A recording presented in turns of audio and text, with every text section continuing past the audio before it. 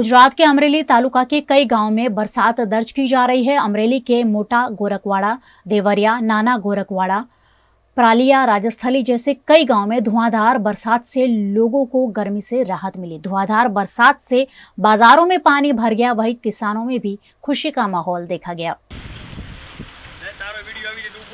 धारी तालुका के चलाला, इंग्रोला समेत के इलाकों में धुआंधार बरसात से नदी नाले छलक गए हैं। यहां गर्मी से परेशान लोगों को बारिश से काफी राहत मिली है। लगातार बरस रही बारिश के चलते मौसम काफी ठंडा हो गया है। वहीं बारिश के चलते जगह जगह जल भराव भी देखा गया और सड़कों पर नदियां बहती हुई भी देखने मिली।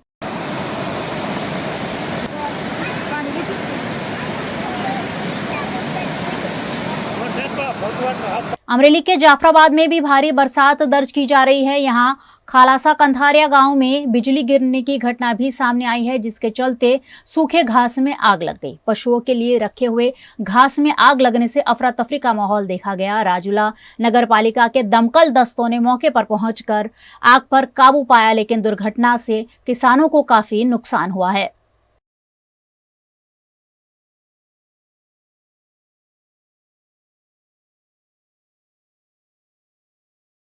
अमरेली के खांबा गिर के गांव में भी लगातार दूसरे दिन तेज हवाओं के साथ बारिश बरसती देखी गई। बारिश से एक और किसान खुश है, वहीं दूसरी ओर लोगों को भी गर्मी से राहत मिली है। लगातार बारिश से स्थानीय नदी नाले उफान पर हैं। नदियों में नया पानी आ गया है, जिसके चलते गिर के गांव में किसानों ने अनाज की बुआई भी शुरू कर दी है।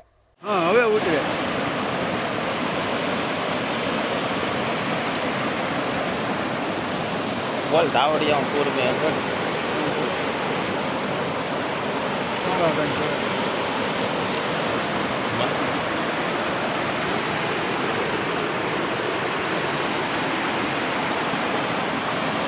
हर साल सिख कैलेंडर के तीसरे महीने जेठ के 24वें दिन गुरु अर्जन देव जी का शहीदी दिन मनाया जाता है। ये दिन दुनिया भर के सिखों के लिए काफी धार्मिक महत्व रखता है। इस मौके पर वडोदरा के तरसाली निकट स्थित गुरुद्वारे में भी धार्मिक कार्यक्रमों के आयोजन किए गए।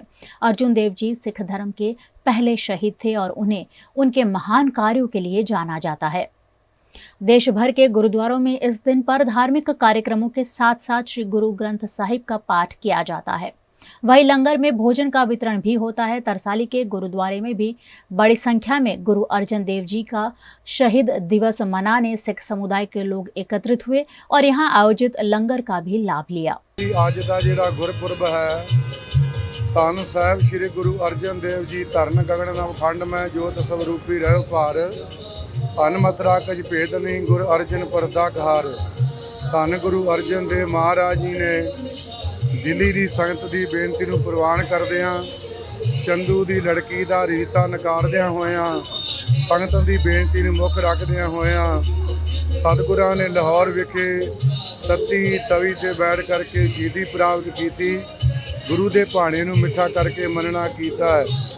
ਅੱਜ ਦਾ ਜੋ ਗੁਰੂ ਨਾਨਕ ਨਾਮ ਲੇਵਾ ਸਿੱਖ ਸੰਗਤਾਂ ਜਿੱਥੇ ਵੀ ਦੇਸ਼ਾਂ ਪ੍ਰਦੇਸ਼ਾਂ ਸ਼ਹਿਰਾਂ ਨਗਰਾਂ ਦੇ ਵਿੱਚ ਵਸ ਰਹੀਆਂ ਹਨ, ਅੱਜ ਵਡੋਦਰੇ ਦੀਆਂ ਸਮੂਹ ਸੰਗਤਾਂ ਆਪਣੀ ਕਿਰਤ ਕਮਾਈ ਨੂੰ ਸਫਲਾ ਕਰਦਿਆਂ ਹੋਇਆਂ ਸੋ ਗੁਰਦੁਆਰਾ ਸ੍ਰੀ ਗੁਰੂ ਅਰਜਨ ਦੇਵ ਮਹਾਰਾਜ ਜੀ ਮਾਰਗ ਵਡੋਦਰਾ ਵਿਖੇ ਆਪਣੀ ਕਿਰਤ ਕਮਾਈ ਵਿੱਚੋਂ ਠੰਡੇ ਜਲਮ ਦੀਆਂ ਛਬੀਲਾਂ ਔਰ ਗੁਰੂ ਕੇ ਲੰਗਰਾਂ ਦੀ ਸੇਵਾ ਜਿਹੜੀ ਕੀਤੀ ਜਾ ਰਹੀ ਹੈ। ਸਾਰੀਆਂ ਸੰਗਤਾਂ ਬੜੇ ਉਦਮ ਉਤਸ਼ਾਹ ਦੇ ਨਾਲ महाराज का शहीदी गुरपुरब जिहड़ा है वो मना रही ने। वाहिगुरु जी का खालसा। जो इस समय सहायक ग्रंथ की ड्यूटी निभा रहा हूँ, आप जो मेरे पीछे गुरुद्वारा साहब के दर्शन कर रहे हैं, पांचवें गुरु अर्जन देव जी के नाम से सुशोभित है। जो आप ये प्रोग्राम देख रहे हैं, हमारे पांचवें गुरु जिन्होंने जहांगीर के राज में जहांगीर ने गुरु अर्जन देव जी को गुरु ग्रंथ साहब में बाणी दर्ज पे बाणी बदलने को कहा और उन्होंने राजकुमार खुसरो के षड्यंत्र के विषय में उनके ऊपर इल्ज़ामात लगाए गए। गुरु अर्जन देव जी महाराज को जिन्होंने जहांगीर ने तत्ती पे बिठाया, कहीं तसिए देते गए और उनको गर्म रेत डाली गई, उनके ऊपर गर्म रेत डाल गई, पर गुरु ने इसको गुरु का पाहना मानकर सब संगत को यही उपदेश दिया कि तेरा किया मीठा लागे, क्योंकि ये गुरु का पाना मानने वाले गुरु थे। तो पांचवें गुरु गुरु अर्जन देव जी की शहादत को समर्पित हमारे इलाके की समूह संगत और गुरुद्वारा मैनेजमेंट की तरफ से पिछले 1 महीने से लगातार प्रोग्राम चल रहे हैं, जिसकी आज समाप्ति है। आज के दिन उनको याद करके आज सुबह से ही ठंडे मिंडे जल की छबील आप देख सकते हैं और सुबह से ही गुरु के लंगर चालू हैं। गुजरात के राजकोट में टीआरपी गेम जोन में घटे अग्निकांड में 27 लोगों की मौत हो गई थी। इस मामले की सघन जांच के लिए गुजरात सरकार द्वारा एसआईटी का गठन किया गया था, जो पिछले कई दिनों से जांच कर रही है। इस मामले एसआईटी के हेड सुभाष त्रिवेदी ने जानकारी दी। आ एकदम दुखद घटनानी तपास गुनानी तपास राजकोट शहर पोलीस કરી રહી છે અને સમગ્ર બનાવ જે રીતે બન્યો છે દુઃખદ, એ સરકાર ખૂબ ચિંતિત છે અને જે વ્યક્તિઓના મોત થયા છે દુઃખદ, જેમના પરિવારે એમના વ્યક્તિઓને ગુમાવ્યા છે, એની પૂરી સંવેદના અમારી છે અને એના માટે આ ઘણા વિશાળ ફલક પર વિસ્તરેલી તપાસ છે, જેમાં અલગ અલગ એજન્સીઓ સંકળાયેલી છે। એટલા માટે આની તપાસ ખૂબ જ ઊંડાણથી કરવી પડે, કારણ કે તમે ઊંડાણથી તપાસ કરો તો જ દોષિત દંડાય અને કોઈ નિર્દોષ માણસ આનો ભોગ ના બને। આપણે એ પણ ધ્યાન રાખવું પડે, બહુ કાળજીપૂર્વક તપાસ કરવી જરૂરી છે। જે લોકો દોષિત હોય એને જ સજા મળે અને નિર્દોષ માણસ સજા ન પામે। એના માટે અમે કાળજીપૂર્વક ઝીણવટથી ઊંડાણપૂર્વક તપાસ કરી રહ્યા છીએ। Thank you. અત્યાર સુધી કેટલી લોકોની ટોટલ પૂછપરછ?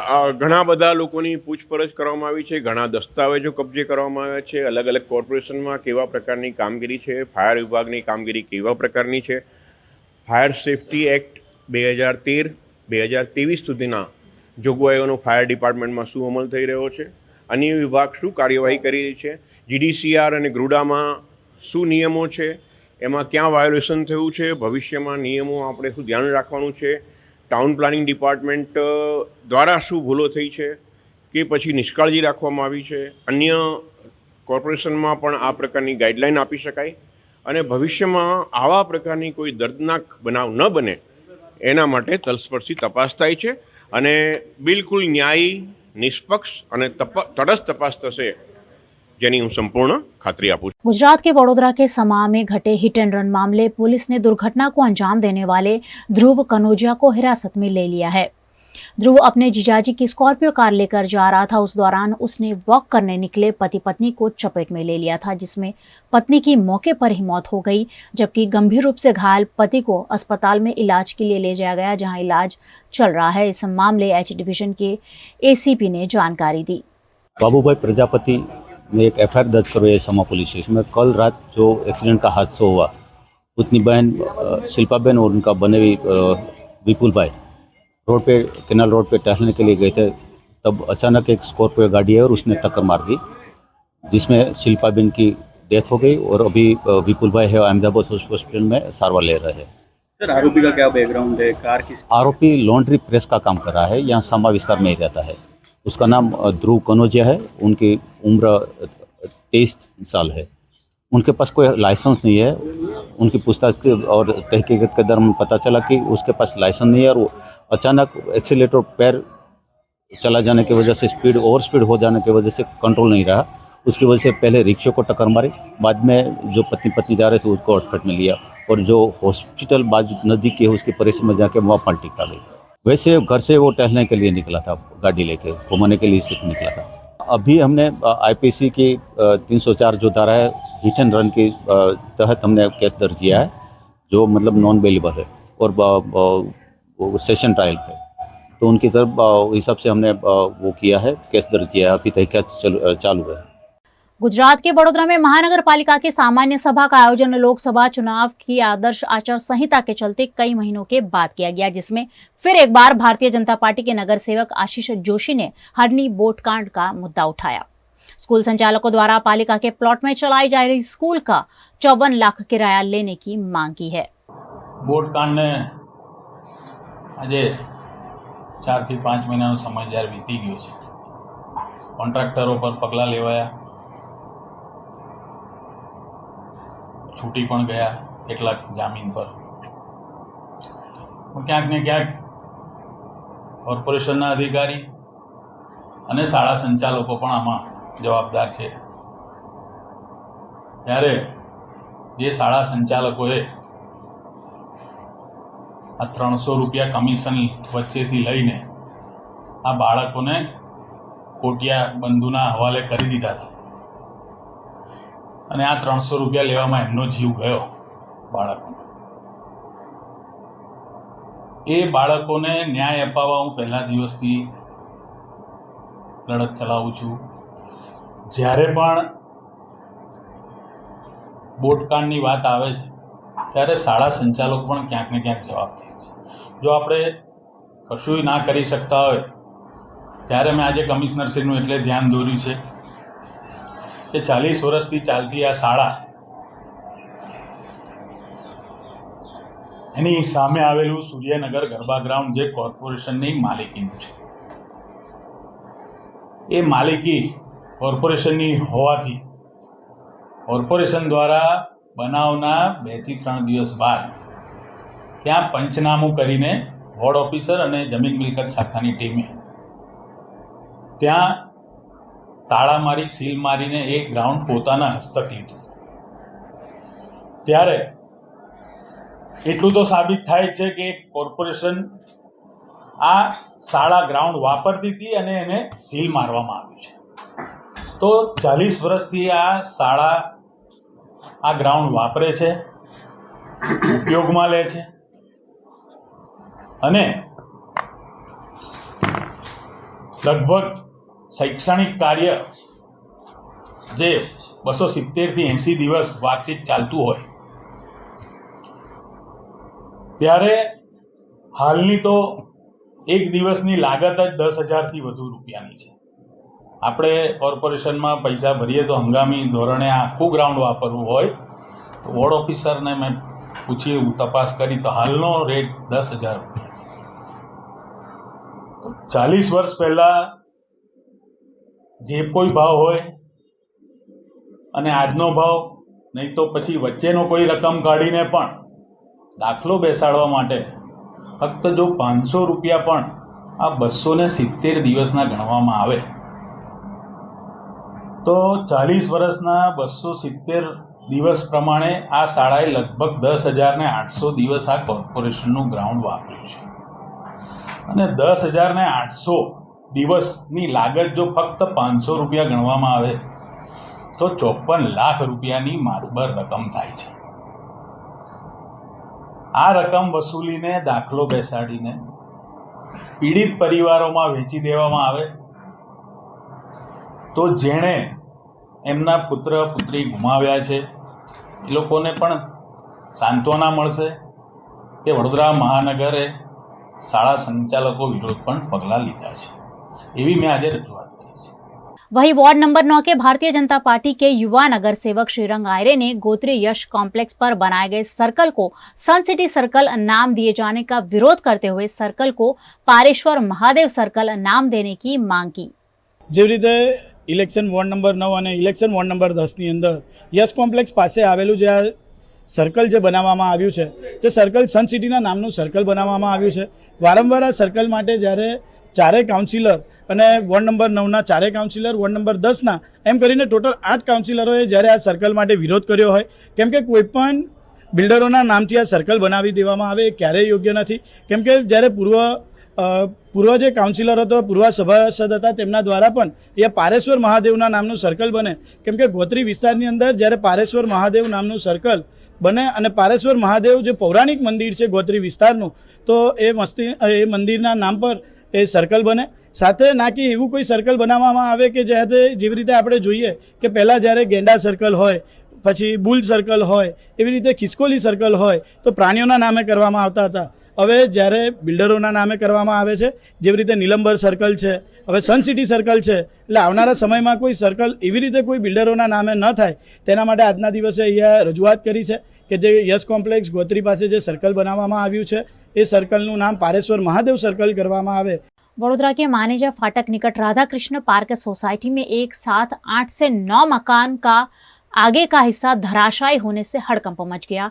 एक साथ 8 से 9 मकान के स्लैब टूटकर अचानक गिर पड़े, जिससे मौके पर अफरा तफरी देखी गई। इस दुर्घटना में 3 लोग घायल हुए हैं। रात के करीब 12 बजे के आसपास ये घटना घटी, जब लोग अपने घरों में सो रहे थे। घायलों को इलाज के लिए अस्पताल में भर्ती कराया गया है। સ્લેબ પડી ગયો છે, એમાં મારી વાઈફને વધારે નુકસાન થયું છે. ગવર્મેન્ટ કંઈ હેલ્પ કરે તો સારું છે. કારણ કે 2 દરકારી છે બિલ્ડરની. બિલ્ડર સામે પગલાં લેવા જોઈએ. 8 થી 9 મકાન છે. हम लोग चारपाई पे बैठे हुए थे, तो हम दोनों बैठे हुए थे। हम खिला रहे बच्चे को, इसी प्रकार को ऊपर से ऐसे लगी बिजली कड़की है। तो हमने कहा बिजली कड़की के बादल है, तो इतने बड़ा मौका मिलता, हम देखने की कोशिश करी, उससे बड़ा तो ये सब ऊपर से गिरा पत्थर। तो हमें फिर उसके बाद हम दब गए। सब लोग चिल्ला रहे, हमें पता बच्चा हमारे गोद में चिपका हुआ था, वो तो बच्चा भी बच गया 6 महीने का गोद में। तो सब लोग आए इकट्ठे, सबने खींचा निकाला, और वो नीचे दबी है, वो हम कहाँ देख पा रहे, क्योंकि हम ऊपर खाट पे थे। वो खाट के नीचे थे, क्या थे वो हम नहीं आते, लेकिन उसको इतना चोट लगा, बहुत खतरनाक चोट लगी। नरेंद्र मोदी ने देश के प्रधानमंत्री के रूप में लगातार तीसरी बार शपथ ली है, जिसकी खुशी में उत्तराखंड के हरिद्वार में मां बगलामुखी शिव शक्ति पीठ, दिल्ली के पीठाधीश्वर और मां बगलामुखी के साधक गुरु अमर बालक शास्त्री ने मां गंगा की पूजा की, दूध से अभिषेक किया और उसके बाद लड्डू भी बांटे। मोदी जी के निर्विघ्न शपथ लेने के चलते अमर बालक शास्त्री का संकल्प पूरा हुआ है, जिसके चलते उन्होंने ब्रह्मकुंड की हर की पौड़ी पर रात 2:30 बजे तक पूजा की और फिर खुशी में लड्डू भी बांटे। माननीय नरेंद्र मोदी जी जो पिछड़ा वर्ग से आते हैं और उन्होंने गुजरात को सफल विकास की ऊंचाइयों पर पहुंचाया और निर्विघ्न मुख्यमंत्री रहे। उसके बाद वो 10 साल से प्रधानमंत्री हैं और तीसरी बार वो लगातार शपथ ग्रहण कर रहे हैं। ये देश के लिए बड़ा सौभाग्य का विषय है। एक मजबूत सरकार, स्थिर सरकार जब तक नहीं होगी तो देश का विकास किसी रूप में भी संभव नहीं है। एक स्थिर मजबूत सरकार ही उचित निर्णय ले सकती है। गुजरात के कच्छ में भी नरेंद्र मोदी के प्रधानमंत्री बनने की खुशी देखी गई, जिसमें कच्छ के मिठाई के व्यापारी अरविंद ठक्कर ने मोदी के प्रधानमंत्री बनने की खुशी में निःशुल्क जलेबी वितरित की। अरविंद ठक्कर नरेंद्र मोदी के बड़े फैन हैं और उनके कार्यों से काफी प्रभावित है। ऐसे में तीसरी बार प्रधानमंत्री बनने पर उन्होंने सभी को जलेबी खिलाकर मुंह मीठा करवाया। इस मौके पर ढोल बजाकर, फटाखे चलाकर सेलिब्रेशन भी किया गया।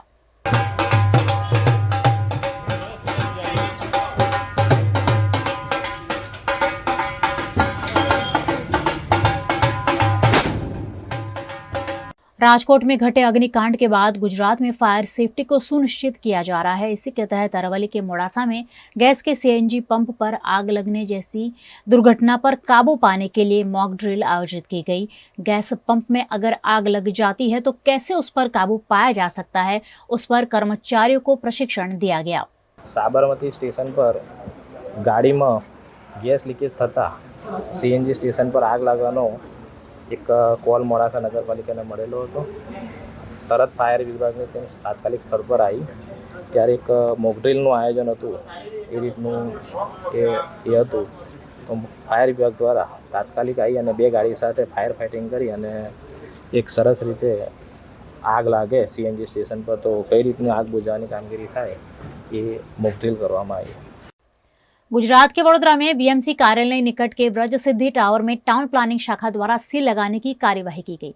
राजकोट अग्निकांड के बाद वडोदरा महानगर पालिका अचानक हरकत में आ गया है और कई सारी प्रॉपर्टी को सील कर दिया गया है, जिसका लगातार विरोध हो रहा है। व्रज सिद्धि टावर के व्यापारियों ने भी पालिका की सीलिंग कार्यवाही पर आपत्ति जताई, जिससे मौके पर घर्षण देखने मिला।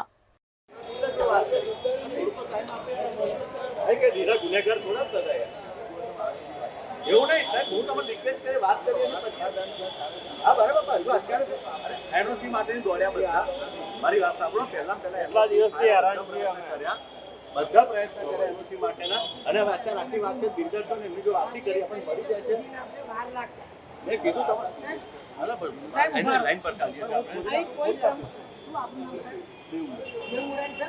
कोई प्रमुख मंत्री ने કીધું हमें सेवा करिए छे पर 2 मिनिट बोली વધારે નહીં બોલીએ સાહેબ वो અમે તોડી લઈએ છે કરીને તો વાર તો લાગશે ને મેં કીધું હવે ફાઈલો કોઈને ખબર નથી ક્યાં છે સાહેબ શું કરશો ક્યાં ના બોલે સાહેબ એમાં બધાનું આબરૂ હચવાય બંધ કરી ખોટા બધા બધાના પ્રશ્નો ઊભા થાય ખોટા મેસેજ ખોટા છે અને બધા વચ્ચે કકડાટ થશે બધા તો ઘર છે આપણે કાન મતલબ મારે અને હું થાય ખબર આસામથી કોઈ ફોન કરવા ત્યાં નહીં લટકાવી વાંધો એક જણ ને આવે કોણ કરશે સાહેબ અમે પ્રયત્ન કરીએ છીએ ના એવું એટલે કરીએ એટલે થોડોક એક સમય આપો થોડોક કે કરી દઈએ છે અરે તમારે ઉપર નીચે છે શરૂઆત કરવી હોય તો ઉપર જે મારો એમાં મારો ત્યાં સુધી ક્યાં કે લેવા દેવા નહીં આ દુકાનો વાળા એટલીસ્ટ બિચારા દુકાનો સરકાર તમને આપીએ છીએ સર મળવું જોઈએ તમે હમણાં